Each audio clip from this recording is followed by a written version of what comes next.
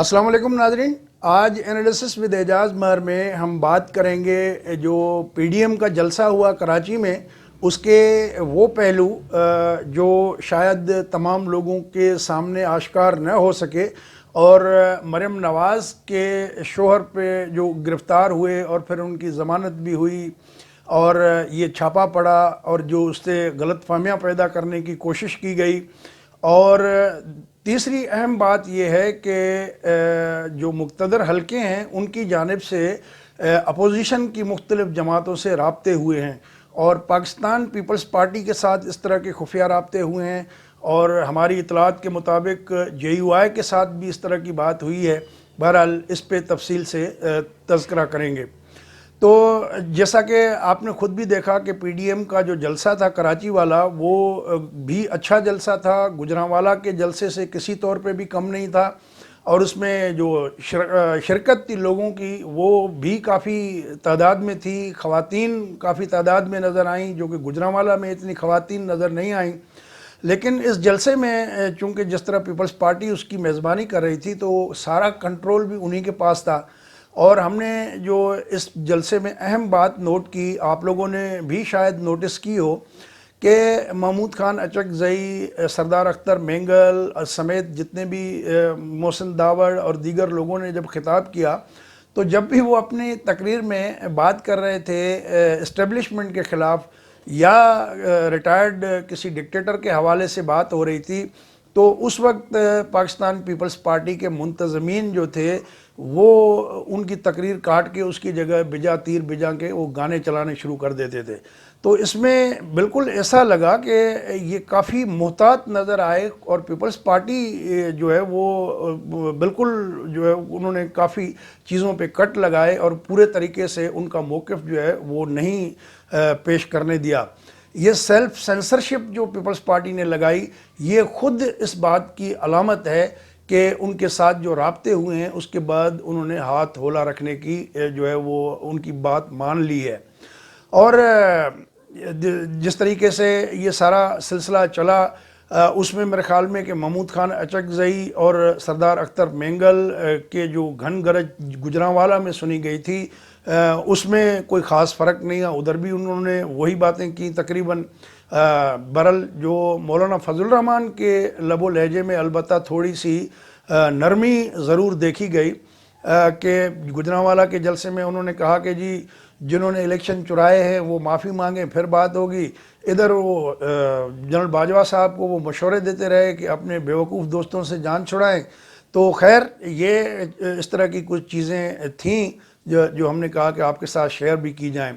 दूसरा, आपने आज दिन भर देखा पाकिस्तान के सारे मीडिया पे ये छाया रहा मामला कैप्टन सफदर की गिरफ़्तारी के, किस तरीके से IG सिंध को अगवा किया गया। हैरत की बात तो ये है कि पर्चा देखें, पर्चा एक मफरूर आदमी है, एंटी टेररिज्म कोर्ट में उस आदमी के नाम से पर्चा करवाया गया। उसके बाद फिर IG को बुलाया गया, पहले एडिशनल IG को बुलाया गया वहाँ रेंजर्स के जो है हेडक्वार्टर में, सेक्टर कमांडर के ऑफिस में। वहाँ पे फिर उन्होंने जब बात नहीं मानी, आर्डर पास नहीं किया, तो उसके बाद जो है ये मामला IG को बुलाया गया सुबह 4 बजे, और 4 घंटे तक उनको वहाँ पर जो है रखा गया। मोबाइल फ़ोन उनके ले लिए गए, और मौलाना फजल रहमान के बकौल के जो है वो ये एक बड़ी बदमाशी जो है वो थी। बहरहाल अजीब बात है कि किसी महज़ब मुल्क के अंदर एक वर्दी वाला दूसरी वर्दी वाले हेड को, उसकी फ़ोर्स के हेड को जो है वो किस तरह इस तरह जो है उठा के वो करेंगे। इससे तो फिर लामौला यही पैगाम जाएगा कि हम कोई महज़ब मुआशरा नहीं है, हम कोई रोग स्टेट हैं, या इस तरह की चीज़ें जो है पाकिस्तान का वक़ार जो है ख़राब करेंगी, पाकिस्तान का नाम ख़राब करेंगी। और इस तरह के जो साइकोफेंट किस्म के लोग होते हैं, ये हर दौर के हुक्मरान के चापलूस रहते हैं, और ये चापलूसों का टोला ही उसी हुक्मरान का उन्हीं मुल्क जो है वो उनके लिए मुसीबत का सबब भी बने हैं। इसकी तारीख़ है, कोई ये नई बात नहीं है। तो बहरहाल मेरा ख़्याल है कि आर्मी चीफ साहब को तो पता ही नहीं होगा, कमर जावेद बाजवा साहब कतई तौर पे मैं यकीन से कह सकता हूँ कि वो ऐसी इजाज़त न देते अगर उनके इल्म में ये बात होती, تو بہرحال ان کو یہ نوٹس لینا چاہیے، اور یہ جو ریاست کے فورسز کے درمیان جو ہے یہ اس طرح کا سلسلہ جو ہے یہ نہ ہو تو اچھی بات ہے، کیونکہ اس سے پاکستان کی بدنامی ہوگی ہر جگہ پہ۔ اور ہونا کیا ہے، کیپٹن صفدر پہ کیا کیس ڈالا ہے؟ بھائی کم از کم کوئی کیس تو ڈھنگ کا بنا لو۔ اب اس پہ مزار قائد پہ جلسے میں انہوں نے مادر ملت زندہ باد کے نعرے لگائے، اس سے کیا توہین ہوئی مزار کی؟ اس سے کہاں سے یہ پہلو نکلتا ہے؟ کوئی ٹھوس کیس بناؤ جس میں کوئی لوگوں کو یقین بھی آئے۔ اس سے پہلے عمران خان صاحب جب خود گئے تھے وہاں نعرے نہیں لگے تھے، یا خود محمد علی جناح صاحب قائد اعظم محمد علی جناح جو زیارت میں چلے گئے تھے، وہاں فاطمہ جناح نے ان کی کتاب لکھی ہے مائے برادر، اس میں تو پڑھ لیں۔ اس میں کیا لکھا ہے کہ لیاقت علی خان جب ان سے ملنے آئے تو قائد اعظم نے اپنی بہن سے کہا کہ فاتح یہ دیکھنے آیا ہے کہ میں کتنے دن اور زندہ رہ سکوں گا۔ تو ان کے ساتھ زندگی میں کیا ہوا؟ پھر فاطمہ جناح نے الیکشن لڑا ایوب خان کے ساتھ، ان کو جو ہے کیا ہوا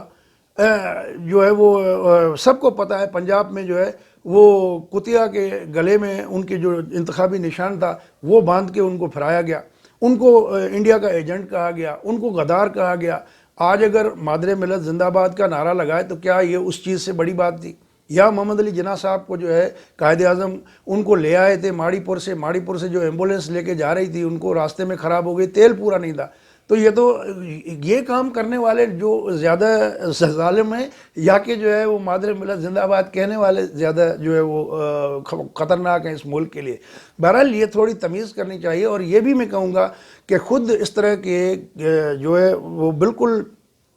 فلمزی چارجز کے اوپر مقدمات بنا کے آپ گورنمنٹ کو بھی بدنام کر رہے ہو، اداروں کو بھی بدنام کر رہے ہو، کیونکہ نام تو ڈیفینیٹلی ان کا استعمال ہو رہا ہوگا کہ جی وہ کر رہے ہیں۔ تو کم از کم اگر کوئی کارروائی ڈالنی ہے تو کوئی طریقے سے ڈالیں تاکہ لوگوں کو کچھ بلیف بھی ہو۔